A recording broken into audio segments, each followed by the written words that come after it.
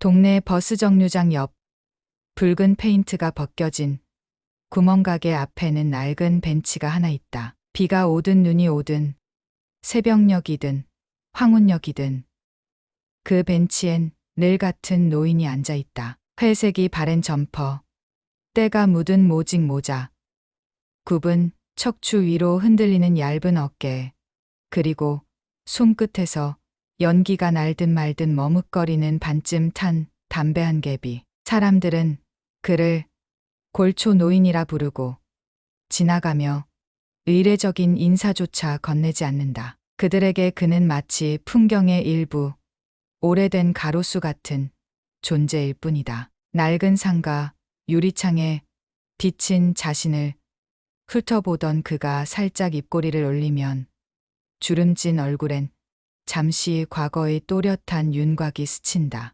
그러나 아무도 그 변화를 눈치채지 못한다. 단 하나, 손녀만은 예외다. 교복 자락을 툭툭 털며 골목을 종종 걸음으로 건넌 뒤 구멍가게 문을 밀고 들어가 늘 같은 담배 브랜드를 뽑아 계산대에 올린다. 뒤에서 친구들이 너희 할아버지 또 라며 웃어도 그녀는 말없이 두 눈을 흔들 뿐 습관처럼 1,000원짜리와 100원짜리 동전을 세어 내민다. 할아버지, 진짜 끊으라니까. 궁시렁거리며 담배 갑을 내밀면 노인은 고개를 끄덕여 감사도 사양도 없이 품속에 넣는다. 둘 사이엔 그 짧은 대화가 하루를 너는 아무 밤을 닫는 비밀 문장이다. 손녀는 모른다. 담배 심부름이 단순한 버릇이 아니라 노인이 과거를 숨긴 채 평범한 일상을 연기하기 위해 매일같이 재설치하는 보호막임을 모두가 스쳐 지나가는 평범한 골목, 평범한 벤치, 평범한 노인. 하지만 그 노인의 시선이 머무는 곳엔 끌 수 없는 불씨가 숨어 있다. 손녀도 동네도 아직은 알지 못한다. 그 침묵 속에서 얼마나 거대한 과거가 숨쉬고 있는지를. 정태식, 동네에선 그냥 늙고 고집센 노인으로 통한다. 아이들은 그를 놀리고 어른들도 그를 무시한다. 그런데 아무도 모른다. 그가 한때 그 이름조차 입에 올릴 수 없던 존재였다는 것을. 세상의 이면 법이 닿지 않는 거리 위에서 그의 말은 판결이었고 그의 눈빛은 명령이었다. 그가 이끌던 조직은 이름이 없었다. 뉴스에 나오지도 않았고 기록조차 존재하지 않았다. 그러나 도시의 어둠을 뒤덮는 거래와 협박, 침묵과 복종의 한복판엔 언제나 정태식이 있었다. 직접 손을 더럽히는 일은 없었다. 그저 전화기 너머로 그래 한마디를 내뱉는 순간 누군가는 사라졌고 누군가는 기회를 얻었다. 그는 모든 걸 조용히 움직이는 보이지 않는 권력이었다. 그러던 어느 날 그는 사라졌다. 누구에게도 알리지 않고 조직을 남긴 채 증발하듯 사라졌다. 그 이유를 아는 자는 단 한 명뿐이다. 죽어가던 친구가 마지막으로 남긴 그 한마디. 형, 이 아이만은 살려줘. 거칠게 숨을 몰아쉬던 친구의 품 안에는 갓난아기가 안겨 있었다. 피범벅이 된 회색 코트 사이에서 작고 여린 아기가 울고 있었다. 그 아이를 본 순간 정태식은 처음으로 자신이 이룬 모든 것이 지켜줄 수 없는 것임을 깨달았다. 그 아이가 바로 지금의 손녀였다. 그날 이후 그는 모든 것을 버렸다. 권력도, 조직도, 이름도, 자신조차도. 사람들은 그가 죽었다고 생각했다. 그리고 실제로 그는 죽은 것이나 마찬가지였다. 정태식이라는 이름은 뒷골목에서도 입에 오르지 않았다. 그는 철저히 지워졌고 이제 남은 것은 골초 노인이라는 껍데기뿐이었다. 그러나 숨겼다고 해서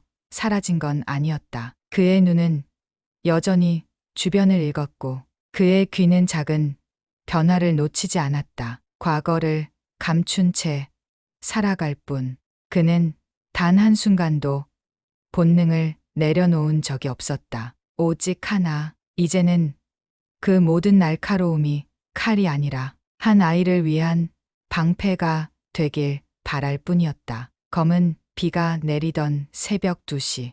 정태식은 마지막으로 항만 창고 17번으로 향했다. 그곳은 과거 수많은 계약이 체결되고 명령이 오갔던 조직의 심장부였다. 하지만 그날 그는 보스를 상징하던 회색 코트를 입지도 않았다. 대신 품에는 작고 여린 아기 하나, 친구의 마지막 유산이 조용히 잠들어 있었다. 간부 7명이 모인 자리. 태식은 짧게 말했다. 오늘부로 끝이다. 순간 숨이 멎은 듯한 침묵. 오랜 시간 그를 따랐던 이들이지만 그 말엔 감히 반문할 수 없었다. 그는 총도 들지 않았고 위협도 하지 않았다. 그저 라이터 하나를 꺼내 천천히 뚜껑을 열었다. 찰칵. 그 익숙한 소리에 모두의 시선이 집중되었다. 곧이어 그의 등 뒤에서 창고 외벽에 붙여둔 기름통이 불길에 휩싸였다. 작은 폭음과 함께 창고 벽면이 붉게 물들었다. 그것은 경고가 아니라 선언이었다. 더 이상 이 남자가 조직에 돌아오지 않으리라는 마지막 의지의 불꽃. 이 아이 하나 지키고 사는 걸로 충분하다. 정태식은 그렇게 말하고 등을 돌렸다. 누군가 그를 불렀지만 그는 멈추지 않았다. 그날 이후 그는 철저히 사라졌다. 신분을 바꿨고 기록을 지웠으며 수많은 접선을 단절했다. 그의 그림자는 어느 날 갑자기 세상에서 지워졌고 정태식이라는 이름은 더 이상 어떤 명부에도 없었다. 그가 향한 곳은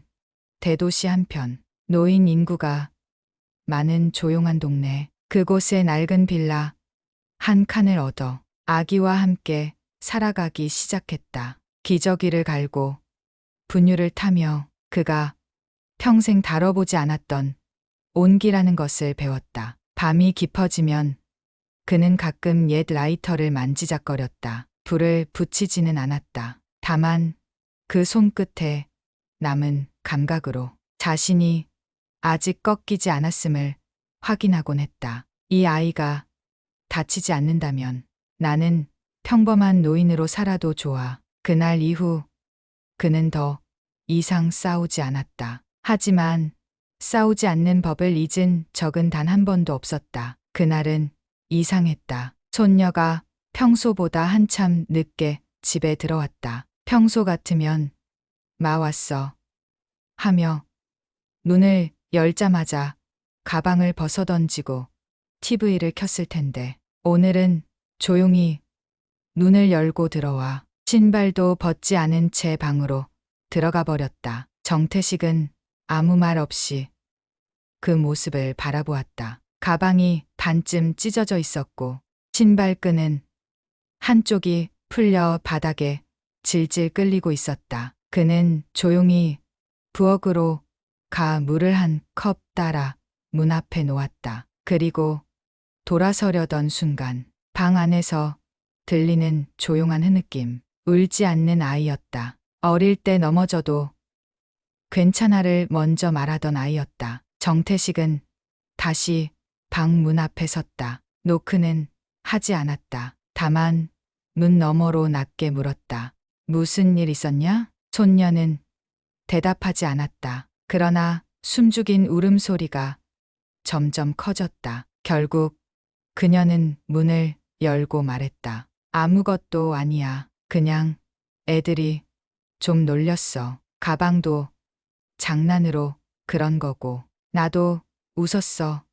진짜야. 하지만 정태식은 이미 모든 것을 읽고 있었다. 볼에 옅게 퍼진 멍, 입술 끝에 뜯긴 살점, 그리고 말끝마다 스치는 억지 웃음. 그는 고개를 끄덕였다. 그녀가 거짓말을 잘 못하는 아이란 걸 잘 알기에 그 거짓을 이해하는 방식으로 고개를 끄덕여줬다.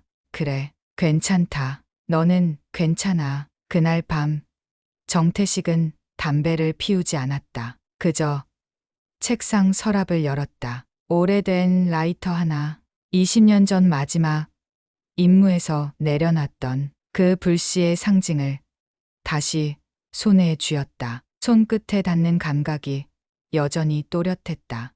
찰칵 뚜껑을 열었다 닫았다. 다시 열었다가 또 닫았다. 그 동작을 반복하며 그는 스스로에게 물었다. 이 손이 아직 살아있나? 창밖의 골목은 고요했다. 그러나 그의 내면에선 이미 오래전 꺼낸 줄 알았던 감각이 다시 살아나고 있었다. 침착함, 계산, 거리감, 냉정함, 그리고 단죄라는 감정. 이 아이는 웃으며 살아야 한다. 누구에게도 머리 숙이지 않게.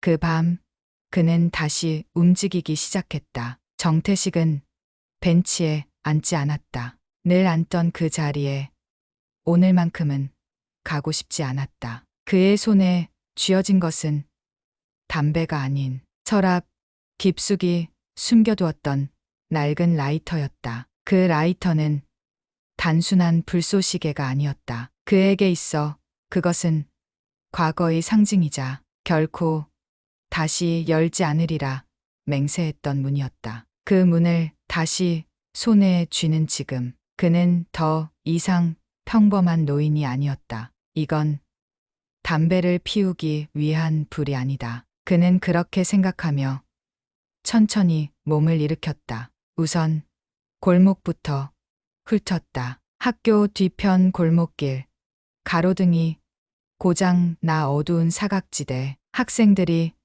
담배를 피우고 낙서를 하며 웃고 떠들던 놀이터 구석. 그는 조용히 그곳들을 살폈다. 마치 수십 년 전 거사를 앞두고 현장을 점검하듯 말이다. 사람들의 눈엔 여전히 낡은 점퍼를 입은 노인으로 보였겠지만 그의 눈은 이미 목표를 좁혀가고 있었다. 누가 손녀의 가방을 찢었는지, 누가 볼에 멍이 들게 했는지, 누가 억지 웃음을 짓게 했는지.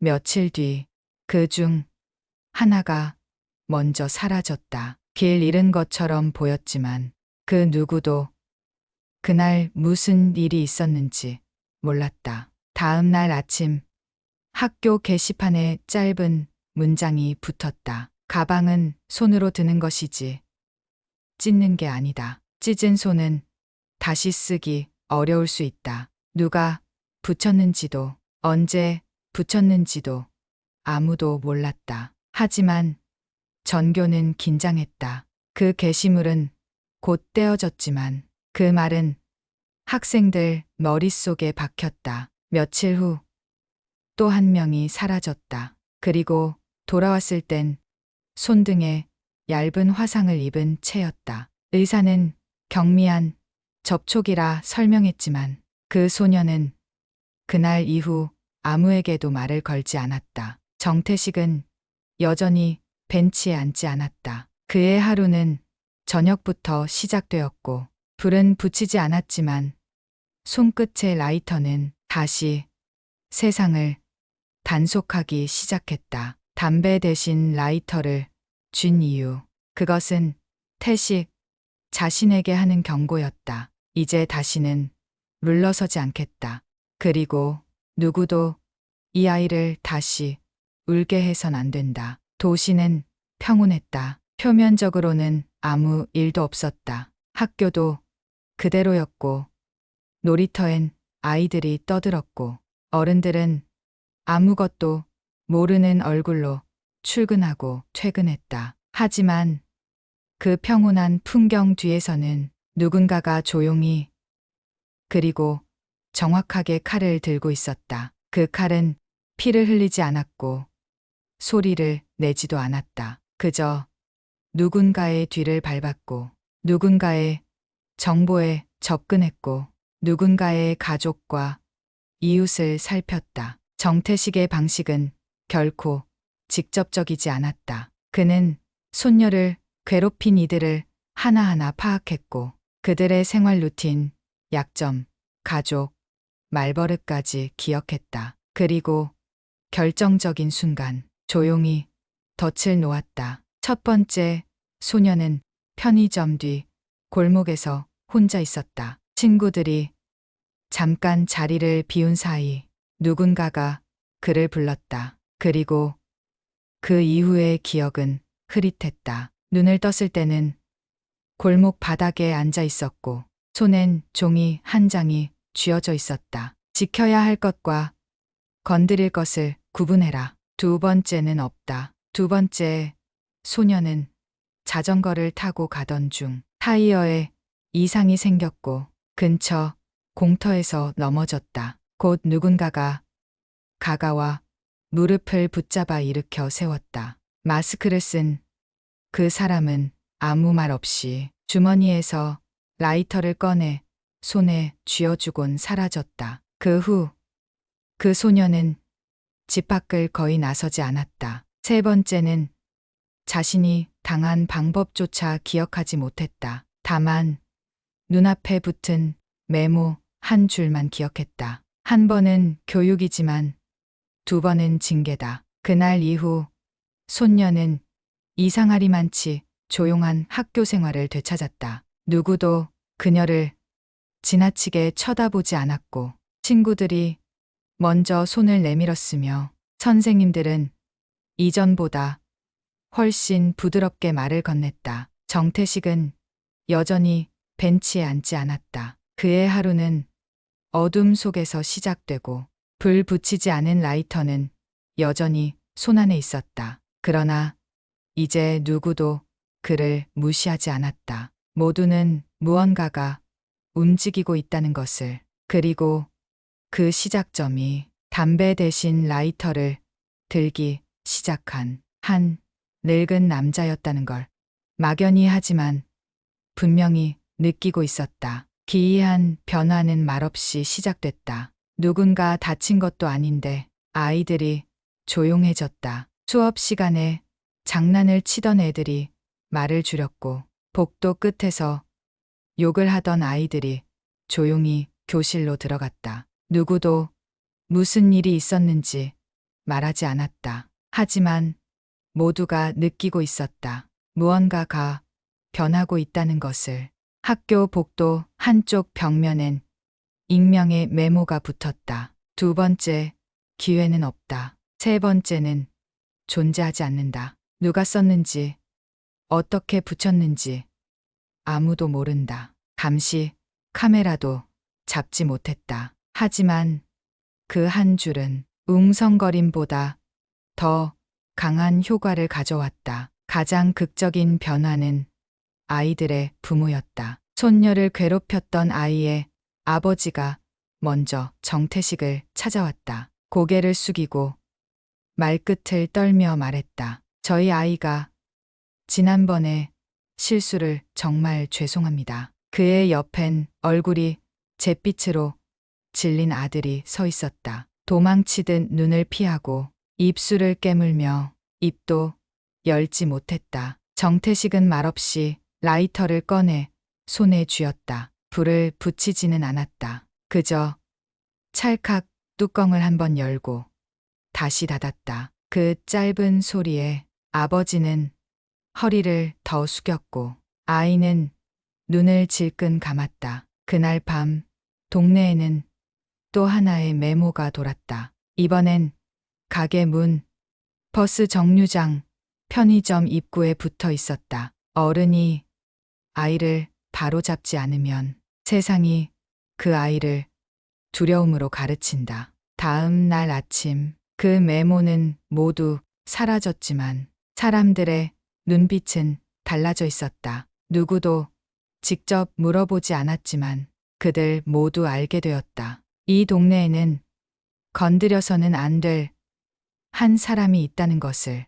손녀는 그 사실을 몰랐다. 다만 요즘 학교가 조금 더 조용하고 어른들이 자신에게 먼저 웃어준다는 것이 낯설었다. 그녀는 평소처럼 구멍가게에 들러 담배 한 갑을 사서 할아버지에게 건넸다. 할아버지, 요즘 담배도 잘 안 피우네? 정태식은 미소도 없이 고개만 끄덕였다. 그는 알고 있었다. 이제 그의 이름이 아니라 그의 침묵이 세상에 경고를 남기고 있다는 것을. 동네는 조용해졌다. 겉보기엔 아무 일도 없었다. 그저 여느 때처럼 장 보러 나온 아주머니들, 가게 앞을 서성이는 아이들, 버스에서 내린 회사원들. 하지만 그들 눈빛엔 미묘한 변화가 생겨 있었다.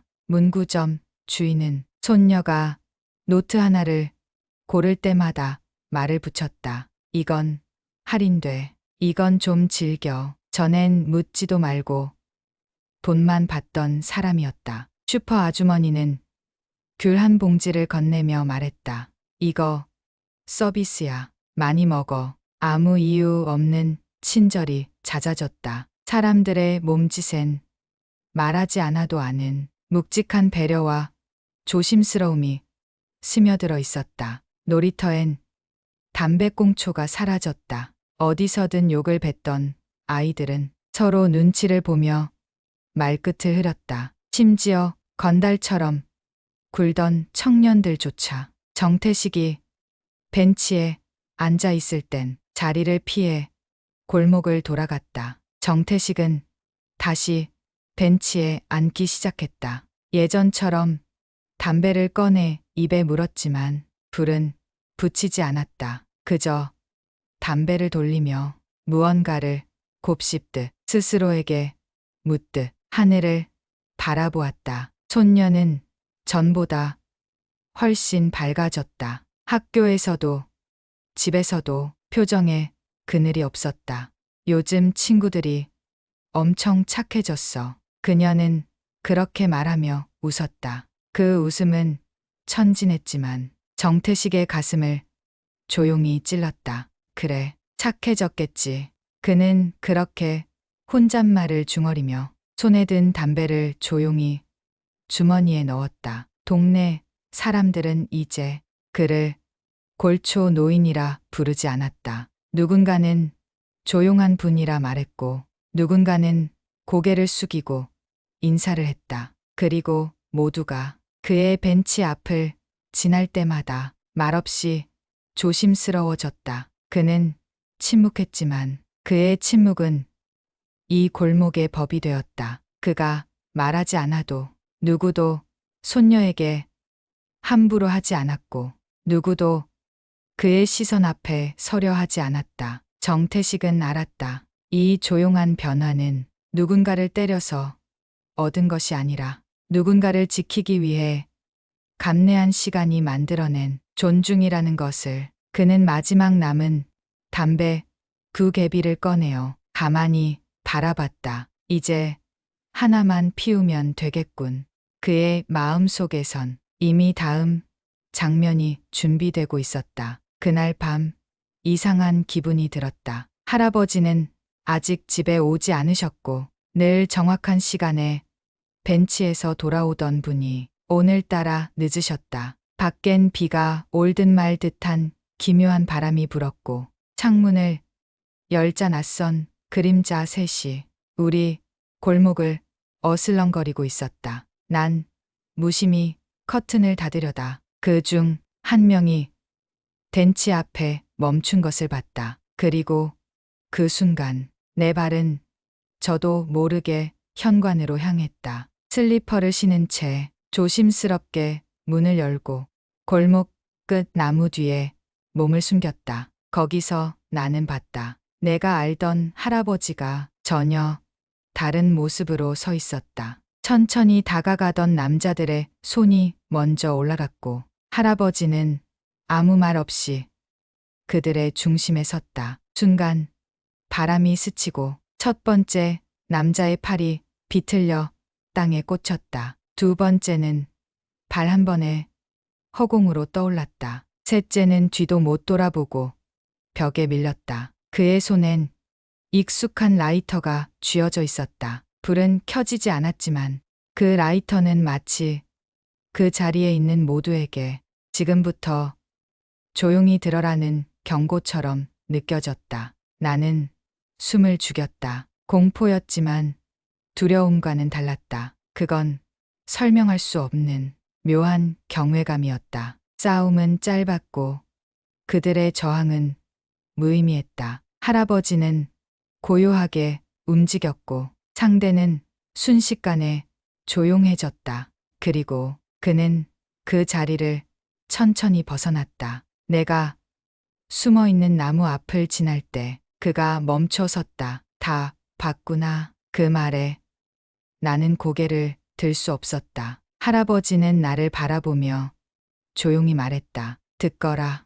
나는 예전엔 나쁜 사람이었고 지금은 너 하나 지키는 사람이다. 그게 전부야. 그 말은 무서운 고백이 아니었다. 오히려 가장 따뜻한 약속처럼 들렸다. 그날 이후 나는 달라졌다. 더는 할아버지를 단순한 노인으로 보지 않았고 그가 왜 벤치에 앉아 침묵했는지, 왜 불도 붙이지 않는 담배를 입에 물었는지 전부 이해하게 되었다. 시간은 흐른다. 소녀였던 아이는 이제 어엿한 어른이 되었고 교복 대신 단정한 정장을 입은 채 사람들 앞에 선다. 그녀의 이름은 이제 한 동네의 주민센터 명단에도 청소년 위원회 회의록에도 자주 등장한다. 하지만 그 누구도 모른다. 그녀의 또 다른 이름이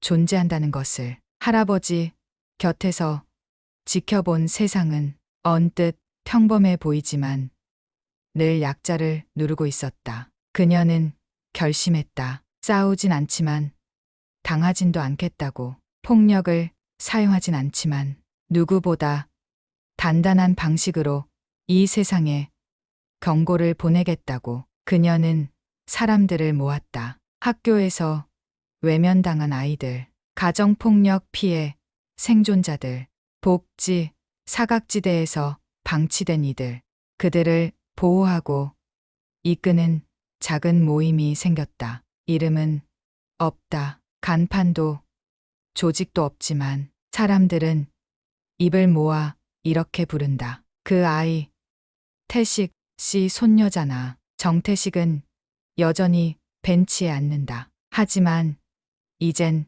담배조차 꺼내지 않는다. 그의 손엔 아무것도 들리지 않았지만 그 표정은 더할 나위 없이 평온했다. 그날도 노을이 졌다. 손녀는 구두를 신은 발로 벤치 앞으로 걸어왔다. 정태식은 조용히 그녀를 바라봤다. 오늘도 잘했어? 응. 지켜야 할 애들 한 명도 안 놓쳤어. 그는 오래전처럼 라이터를 꺼냈다. 뚜껑을 열었다가 닫는다. 찰칵. 이제는 의식 같은 동작. 그녀가 그 라이터를 받아 손에 쥔다. 할아버지, 이젠 내가 들게요. 정태식은 잠시 말이 없었다. 그리고 천천히 고개를 끄덕였다. 그래, 이젠 너의 시간이구나. 그는 마지막 담배 한 개비를 꺼내 입에 물었다. 그러나 불은 붙이지 않았다. 그저 고개를 들어 하늘을 바라보았다. 이 한 모금이면 충분했다. 손녀는 걸음을 옮겼다. 그림자가 길게 드리워졌다. 그 그림자는 더 이상 피로 얼룩지지 않았다. 그건 새로운 세대를 위한 따뜻하고 단단한 보호막이 되어 천천히 그러나 분명하게 세상 속으로 걸어 들어가고 있었다. 이 이야기는 평범한 일상 뒤에 숨겨진 진실과 묵묵히 세상을 바꿔가는 한 노인의 침묵에서 시작됐습니다. 우리가 모르는 누군가의 과거, 그리고 그로 인해 다시 태어나는 오늘. 당신 곁의 이야기. 평범해 보여도 소설보다 더 강렬할 수 있습니다. 소설처럼 살아간다. 지금 당신의 이야기를 시작해 보세요.